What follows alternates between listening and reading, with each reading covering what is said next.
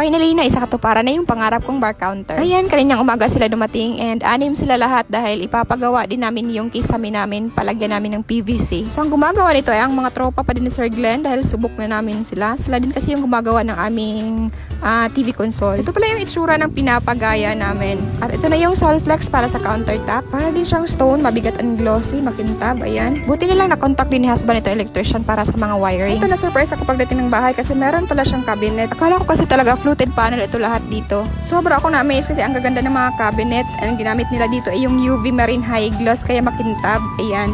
Sa harapan na yan yung fluted panel. Sobrang excited talaga akong umuwi kanina. At nang makita ko na ay napaka-happy ko dahil napakaganda talaga ng output. Ito na siya. Ang kulang na lang niya ay yung drop lights dyan sa taas. And bibili pa kami ng chair para dito. So sa mga hindi nakapanood dun sa nauna kong vlog, ang gumagawa pala nito ay si Sir Glenn. Ito yung Facebook page niya. Taga Hagunoy, Davao del Sur po ito siya. Ang daming nag-comment at saka nag-PM kung magkano daw ba yung nagastos namin sa pagpapagawa ng bar counter. So ito ngayon yung sasagutin ko. So unahin ko muna yung mga materials na ginagamit dito. So ito yung nauuso na ngayon na WPC fluted panel. Sa combination ito ng wood and plastic. Yan ang ginamit dito ay yung malaki, yung 3 ang gulob. Ayan siya. Kasi meron ding maliit dito. Ayan, ganyan. Ang ginamit dito sa countertop, pati dyan sa gilid niya sa waterfalls ay Solflex. Ang stone or tiles. Ito may 4 siyang drawers na ganito and then meron ding malaki dito. Ayan, ang laki niya. Balak ko nga dyang ilagay yung mga pinaparentahan namin gamit sa sweet corner.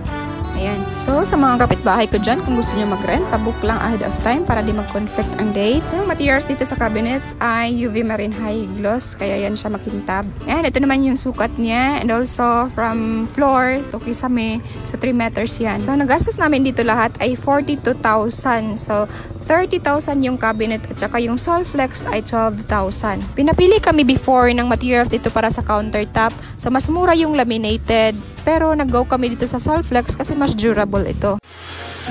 Nilagyan pala ni husband ng mga glass na harang itong shab sa wine. Ganyan kasi siya and may tendency talagang mahulog at mabasag kapag lumilindol. Nagpagawa lang siya ng ganito at siya na yung magkakabit. Ayan, ginamitan lang niya ng screw.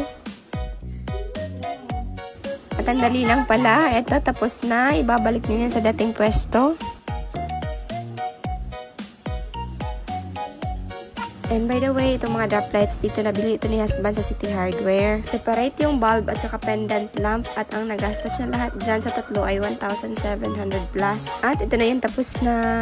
And baka gusto nyo din magpagawa ng ganito bar counter, PM ka lang dahil baka may ma-recommend kami dyan malapit sa inyo.